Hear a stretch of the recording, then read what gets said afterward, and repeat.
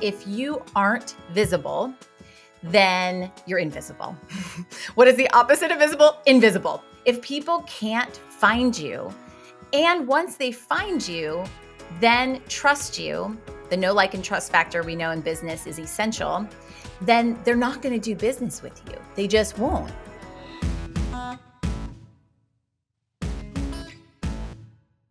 Hey there, I'm Emily Washkovic, Yelp small business expert. And here at Behind the Review, I interview entrepreneurs and industry leaders to get all the tips and tricks that you need to help your business grow. Today's interview is with Lynn Smith, the CEO and founder of Lynn Smith Media and Communications. Lynn has a long history of experience on big networks like NBC. She now coaches entrepreneurs and CEOs into how to be better and more effective communicators. Here's the deal. A lot of us lose time and money to poor communication. Lynn doesn't mess around. She gave us all the things you can do to fix your communication soon. Let's give our conversation a listen. Today's conversation is with Lynn Smith. She's the CEO and founder of Lynn Smith Media and Communications, and she's also the author of a children's book that just came out called Just Keep Going. Lynn, thank you so much for joining us on Behind the Review. Emily, it's great to be here. Can you start by giving a little bit of your background? You have quite the experience in media and television, so just give our audience a little bit of your journey, if you wouldn't mind. Well, I did start as an NBC page, and I went on to be a producer at the Today Show and then had a 15-year on-air career as a news anchor at NBC, MSNBC, and then CNN Headline News. And I saw journalism changing dramatically, and I didn't see myself fitting in it any longer. And I wanted to reverse engineer what it took for me to show up and be a clear and confident communicator, and the viewer to feel like I'm talking to you when I'm looking into this camera, and then help entrepreneurs, small business owners do the same. Because if we're not showing up and being clear and concise, then our audience doesn't know our value. They don't know that they should trust us, buy from us. And that way they can grow their brand and grow their business. And I always say you can have a great idea, a great business, a great product, but if you can't communicate it, that is really a huge challenge to success. Can you just share a little bit more about kind of some of the missed opportunities you've seen through people not able to effectively communicate their product or their vision? Yeah, you understand that, but isn't it funny that so many business owners are thinking of this last? They're thinking about refining their product, making sure it's perfect, getting their flyers out there, making sure that their ads are running, but they're not making sure that they, the billboard of their company, the face of their company, are articulating that message clearly. And there is staggering statistics around this, Emily. It's a Harris poll that found $1.2 trillion is lost by US businesses every year because of poor communication. I mean, that's like $144 million every hour hemorrhaging from your business because you're not clear. It's either you're too vague or you're overcomplicating something. And either way, the audience is like, wait, I don't really get it. And if they don't get it, to your point, then they can't buy it. They can't trust it. They can't bring it into their home. So it is one of the most overlooked, seemingly soft skill that has become the hardest skill that you need to be focused on in your business.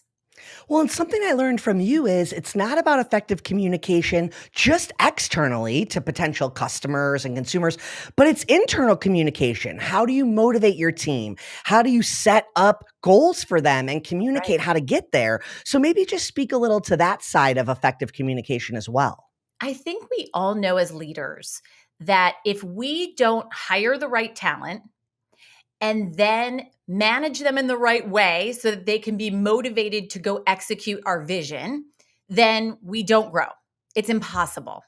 So the key is hiring the great people. But then the second piece of that is being able to explain to them your vision. And therefore, they were able to execute on that vision because they understood it. And so to your point, that same study said 91% of employees didn't think their leaders were effective communicators. So almost 100% of your employees probably are questioning your communication. And that's something I think every leader should just be like, that was a slap on the face. I didn't realize it. I need to pay attention to this and I need to do something about it. Absolutely. And it's sometimes that disconnect of what they don't know, right? They don't even Right. realize how much is getting missed because the communication isn't landing. And the way that they're maybe explaining something isn't resonating with who they're talking to. I think a lot of this kind of comes from not knowing how to do it well and then just not worrying about it. And you kind of reference this perfection trap. Can you talk a little bit about how that shows up in this challenge? Yes. If you're listening right now or watching, do you relate to either overpacking, like you're packing for a big trip, like you overpack your communications, meaning you script everything out because you want it to be perfect. And then you read it and everyone's just kind of like looking at their phone or they are distracted because it's boring. Scripts kill personalities. The opposite side of the spectrum that I see is underpacking, and you're just so paralyzed by that perfectionism that you end up winging it. And that's how you start rambling. You have the ums, the so's, repeating yourself over and over again. And both of those situations leads to mistrust by your audience. So the perfect amount is right there in the middle. And that P word, perfectionism, is what I find is the hardest thing for leaders to overcome. And we think about why. Why are we high achievers? And I know this because I was a perfectionist. I'm a recovering perfectionist because I studied this and I realized how much it was a detriment, not improving my performance in any way, shape, or form. But why are we such perfectionists? And think about it. I mean, Emily, we all remember grade school, right? We were told, get the best grades, be first place, do great. If we lost a game, it was like, you're going to win the next one. So we had this thought in our mind that if we aren't the best, then that defines us as not worthy. And so if you have that expectation, which by the way is impossible, right? I mean, think about the idea of perfectionism. It's 100% failure rate, which is the irony in all of it. So if we have this though expectation, of course we're overpacking or underpacking because we have no ability to say, I'm going to do this.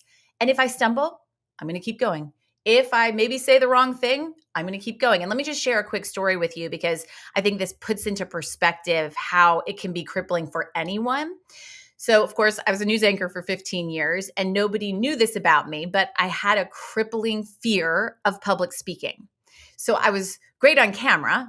I had a crutch of a camera, but I didn't have to look into anyone's faces. So I get on stage and my voice would start to shake and my mouth would get cotton mouth and my hands would get shaky. And eventually it was so bad, I had one keynote that I bombed.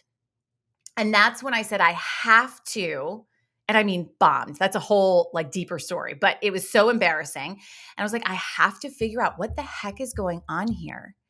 And when I dug into it, I discovered now what I call your brain bully.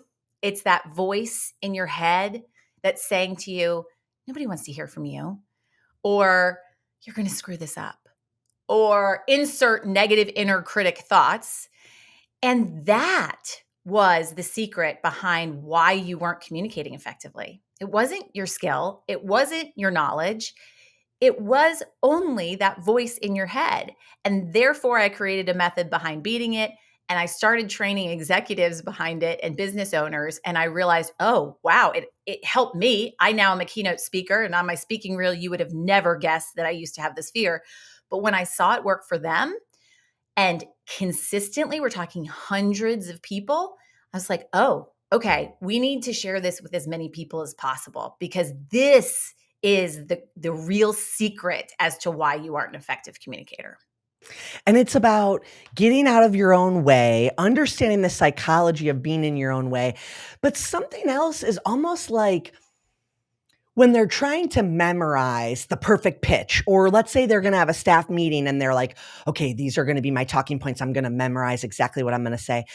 I always say, like, trying to memorize an exact script is like just horrible for your brain, because then if you don't say this word in this order, but if you have your talking points and you know what's the most important thing you want to get out, that's a much better way to go in and be an effective communicator. And maybe you don't even know the exact questions, but you know what message you want to get across, and you can adapt that to answer the questions. Would you say that's right? 1,000%. And we have a very specific way that we prepare executives and entrepreneurs for what we call high stakes communications. So that might be a pitch, that might be a keynote, industry event, whatever it is.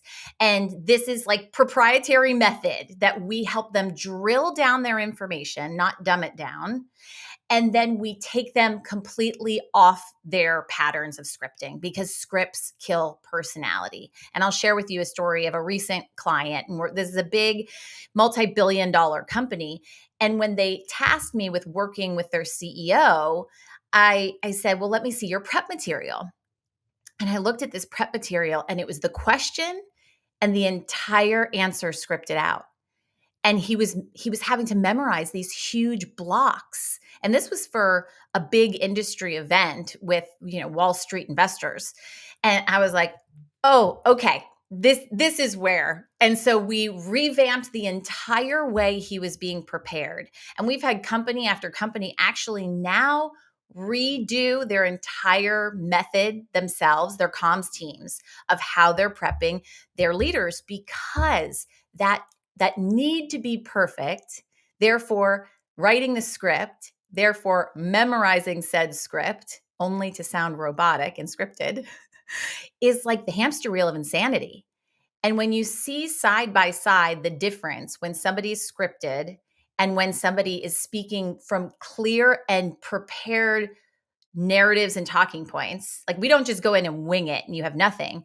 But when you come in prepared properly is when you're effective. And it's light years difference. I've had comms teams be like, you need to use that as a before and after. And we do now because it is so very incredible to see the difference. And it's really just about understanding like what is easy and hard for us as humans. Like I could have a short little script for a social media reel or something, and I can't memorize the exact way to say these sentences, even if it's just a couple, because we're worried about if there's a specific way to say it, missing that specific way. And so just kind of think about that as you're planning your talking points, whether it is for an interview or whatever. So that's great advice for our listeners. I'm really glad we dug into that.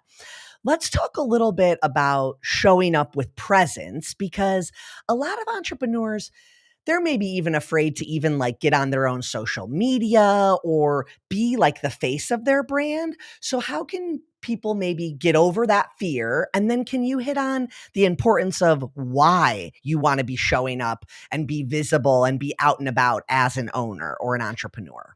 Well, first, why presence is so important. So think about this. AI is taking over everything, but what is the one thing it cannot automate, replace? The one thing.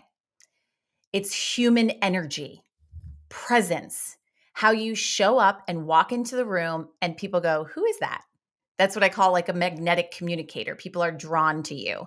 It's the energy that you're putting out there. So one, it's a non-negotiable in this AI-driven future workplace, business, all of the things. So I call it presence capital. It's going to be our currency in the future. The second piece of this, of why it's so important, is if you aren't visible, then you're invisible.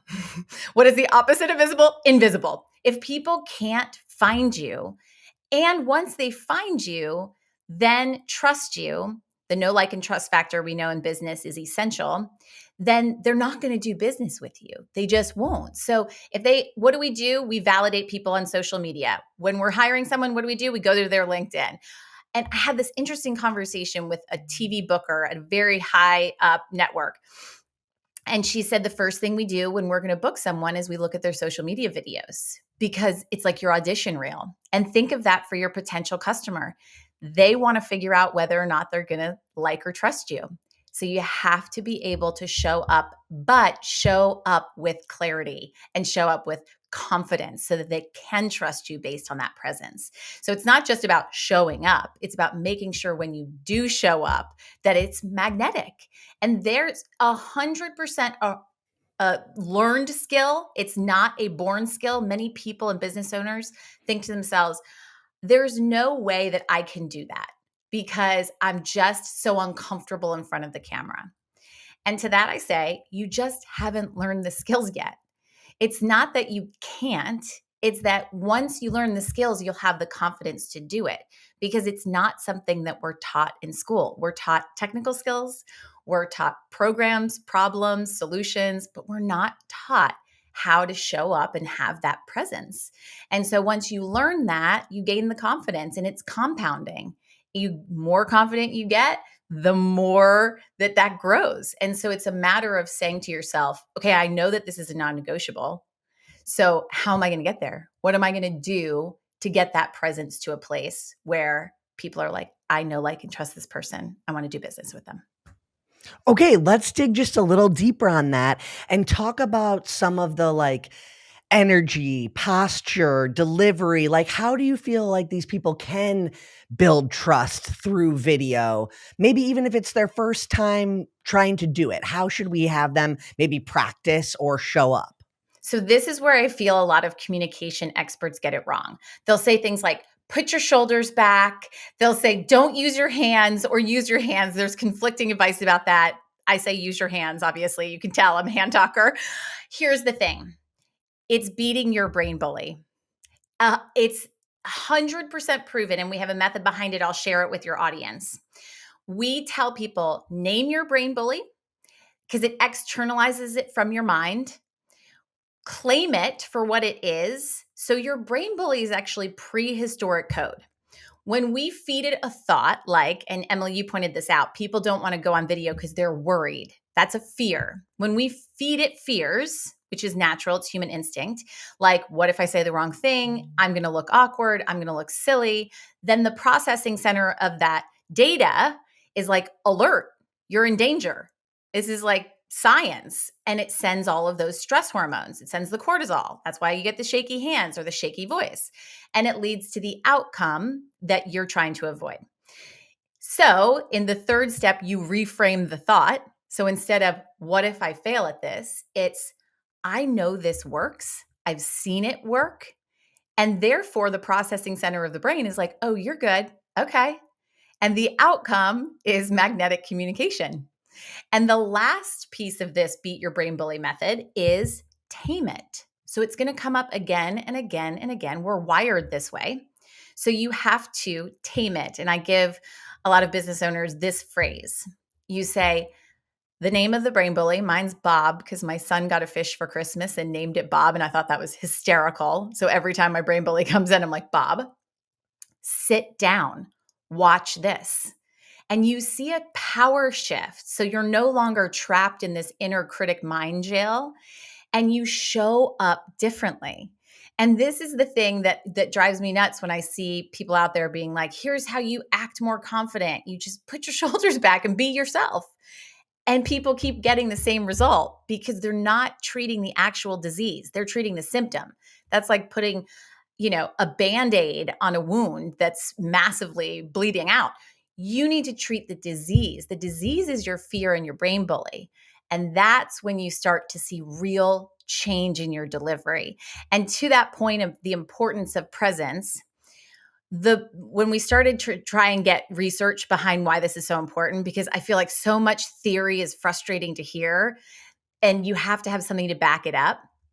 So we found the brain actually makes a decision about somebody within 1/10 of a second. I was shocked at this. So I teach people like 3 seconds, you have to get someone to like you and 30 seconds to trust you. So make sure you're hooking them, giving a valuable takeaway and buttoning it up. That's a soundbite, as we call it. But 1/10 of a second is actually when they decide if this person's likable, trustworthy, and all of those things. So how are you walking into a room?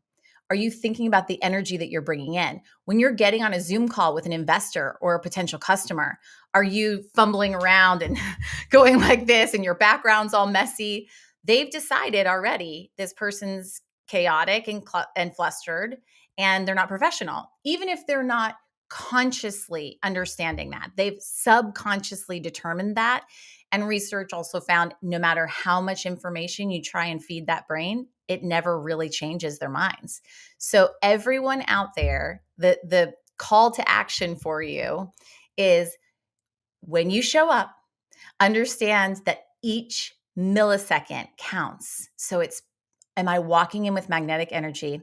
Am I turning on the Zoom call with magnetic energy? Am I thinking about every micro moment? Because they matter.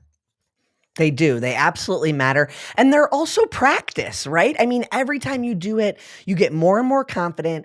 And I tell people that if they are practicing talking points too, it's like record yourself a little bit and watch it back and see what you don't like, see what looks good to you. And so building that confidence is so crucial, and giving yourself confidence or getting out of your brain bully's way to feel that like success moment is so valuable and so important.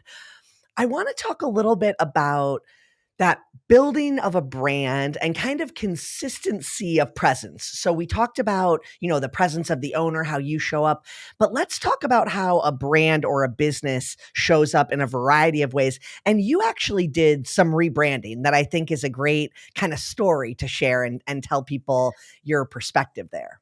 I did. And I'm so glad that you bring that up because branding is something I didn't understand from a marketing perspective very well. I was a news anchor. Okay. Like I didn't even know how to do an Excel worksheet when I started a business. I mean, it's embarrassing. I could tell you all of the different things that disqualified me from owning a business, but we do it anyway. This is you as an entrepreneur. Everyone that's watching this probably did a lot of the same thing. You fake it till you make it. But there's so many times that we think that we're marketing our business in the way that we should. And we evolve, we grow, we realize that our clientele is different than we thought. Our avatars and our ideal customer is different than we thought. And so initially, and we're currently in the process of it, but initially we had more of a feminine side of our business. And so you go on my website and it was a lot of pink and burnt orange and it was beautiful. But as we evolved as a company and we realized, we're working with enterprise companies, we're working with entrepreneurs of very successful brands. We wanted them to understand how trustworthy we were because my authority as a news anchor and how vibrant we are as a company. We turn the lights on essentially within you as an executive and as an entrepreneur. That's sort of the idea. We light you up and get that across on camera. And so we completely rebranded. And I had only done a big, expensive branding thing maybe a year before, maybe not even a full year. But I made the tough call. Like, that's your billboard. Your website's your billboard for your business. All of your marketing materials, it indicates who you are.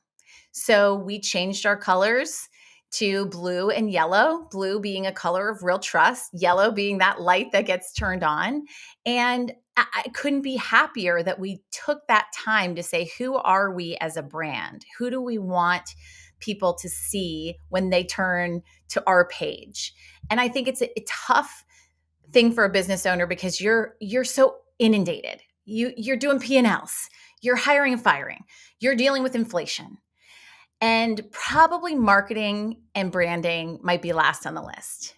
And I would argue to you, put it up in the top two. I would put it in the top two of your business. Well, and I really like that you shared your personal story because you had just done a similar exercise. And I think for a lot of people, that is what's holding them up. Maybe they spent a ton of time when they first started their business on how it was going to look. But if you're getting any sort of information or feedback or anything that's leading you to believe a change in that visual element of your business would help, I think you should explore that. And not just on a whim, you're changing your branding all the time, but you had some real reasons that you were looking at and some things that you can now measure with these new changes, which I think is a good learning for people as well. Let's talk a little bit about feedback. Obviously, behind the review. We talk a lot about online reviews, but I think you just have good things to share about how to deal with feedback no matter what form it comes in. And I really like your approach on why silence is not a good way to take it. So maybe start there and build for us on how you think they should handle their online reviews. Well, after spending so many years in the news and watching companies, what from our perspective inside the newsroom, fumble the ball in crisis in ways that they thought was protecting the brand, I have become very vocal about this. And I share this on social media. And I'm glad that you brought this up because I find it to be so very important for companies in crisis or in mild exposure, let's call it. Companies want to stay quiet. They just want it to go away. They don't want to go on the record about anything and they just say nothing. And no comment is more harmful, I say, than even going on a long explanation or anything. Here's why. When you say no comment, in the viewer's mind, whether that viewer is on television or that viewer is on the internet reading the review, they've decided that clearly there's guilt. Because if you can't comment, then it must be because you don't want to say what you have to say. And it would be detrimental to your brand if you said it.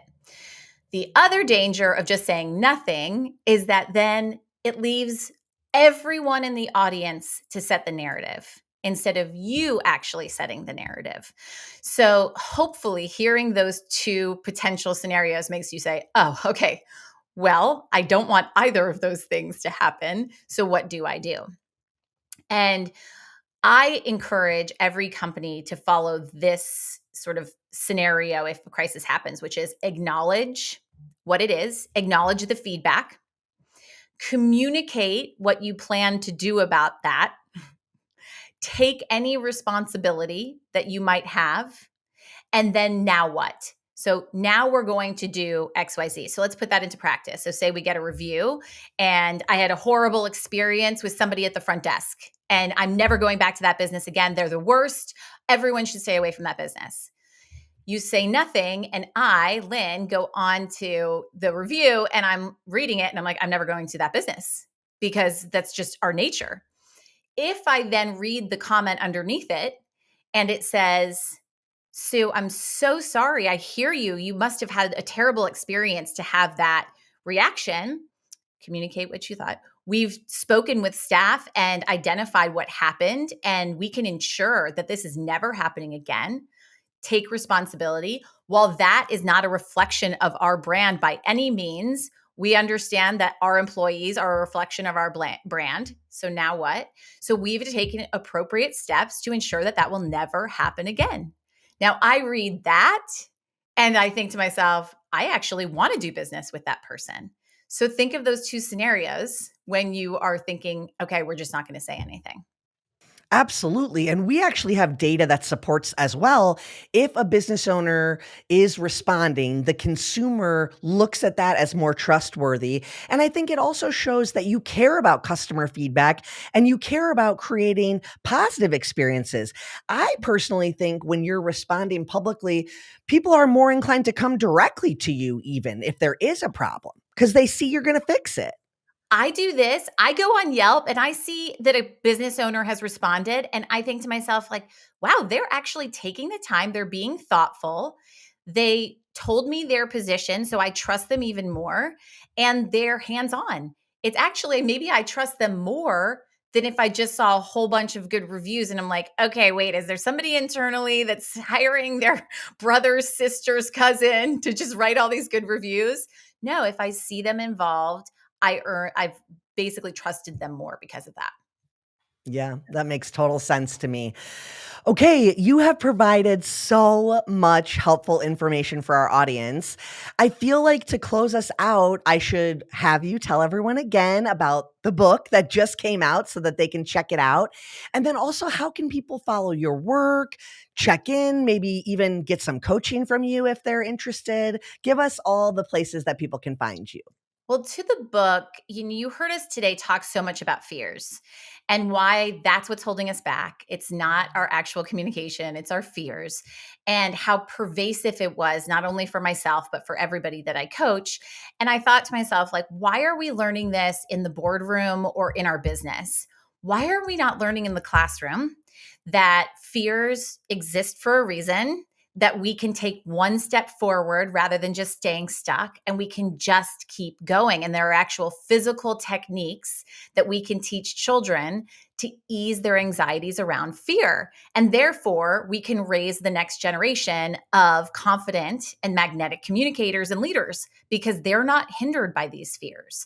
And so, for example, in the book, Mouse meets along the way various friends that say, oh, have you tried giving yourself a hug when he's frustrated or afraid to fail? Or have you tried jumping up and down or taking deep breaths? All of which I actually, not the hug part, but with executives, I teach them breathing techniques. I teach them physical ways to handle some of those nerves, the shakes, all of the knots in your stomach and tight chest. So this book has been a labor of love. Thank you for mentioning it. Just Keep Going. It's out September 30th, and justkeepgoingbook.com that you can find more information on that. And then with my coaching, I'm at lynnsmith.com. We do one-on-one coaching, corporate workshops, and we do group leadership communications trainings for all types of different organizations and businesses, and then online courses as well. But it's been such a pleasure Amazing. talking with you, Emily. This has been such a great podcast, and you have such great content here. I'm so glad that you came on, Lynn. I feel like I got to get just one more thing out of you that just crossed my mind. Yes. Any advice for small business owners, maybe thinking about pitching themselves for local news segments? Like, I feel like there's a lot of opportunity there, but sometimes they think, well, why would that news operation want to feature me? What advice can you maybe close us out with there? Oh my gosh, I wish that I could have done this while I was on the news, is teach people how to pitch news outlets, because I would get hundreds of pitches every day that was like, hey, I'm over here. Will you put me on TV? And I was like, okay, here's what you need to do. Find a news peg. A news peg is something that's going on, either something that an initiative that you're doing that's really unique, like you are helping with mental health crisis in your community, a philanthropic side projects that you do outside of your business. But the news peg is a new study that just came out that found 85% of teens are struggling with their mental health. So it's a topic that's already being talked about in the news, and you provide the expertise because you do something in this space. So you become the subject matter expert in it. And in that pitch, you start with a really powerful headline or subject line that gets their attention and makes them want to open the pitch. Keep it short, because I got 2-page pitches and I was like, I only read the first 3 sentences. That's it. So 3 or 4 sentences on why this matters and what you do. A link to any other media clips that you might have. If you don't have that, even put in social videos, because for television, I want to see that you're going to be good television. I'm not going to put anyone on that I'm going to be like stumbling all over the place and not know how to actually be on TV. And then 3 talking points that are really unique, that are your perspective on the story. And then you can actually find producers on LinkedIn or on local news websites. You just dig a little bit deeper and see Meet the Team, and they usually have their email addresses on there, and you email them directly the pitch. And I had personal success with this. I don't know a lot of local news, and I'm going to be promoting the book in San Francisco. And I just emailed the people from the website a great pitch, and they responded and they were like, this sounds great. We'll get back to you and we're going to get this set up. And it's that simple. You just have to know how to pitch it, where to reach those folks. And we actually have an entire program that's just how to pitch the media. And so you can reach out on our website if you want more information on that. But just with that information alone, you can do this. And why it's so important, we've already talked about. If you have that as seen on label on your website, it's instant trust, instant credibility. It's like the Good Housekeeping seal of approval. You don't need many of them, 2, 3, but if you can just get some of those logos up there, whether that's television or print, the same thing applies to print when it comes to pitching as well in digital. So I hope that's helpful, because I think such an important part of a small business's profile of exposure is media. It's a credibility factor. Absolutely. And that was very easy to follow. Anyone who's listening can take that and attempt to send a pitch out this week. So thank you so much, Lynn. You have been a wealth of knowledge, and I really appreciate you coming on Behind the Review. Thank you. I had such fun. Thank you so much for tuning in. Be sure to subscribe to this YouTube channel or whatever podcast player you're listening on. We want to ensure that you get an alert next Wednesday when we drop another episode. If you want to learn more about Lynn, head to lynnsmith.com. You can also order the children's book, Just Keep Going. And if you have questions for us or want to be on a future episode, leave something in the comments or reach us at podcasts@yelp.com. See you next time.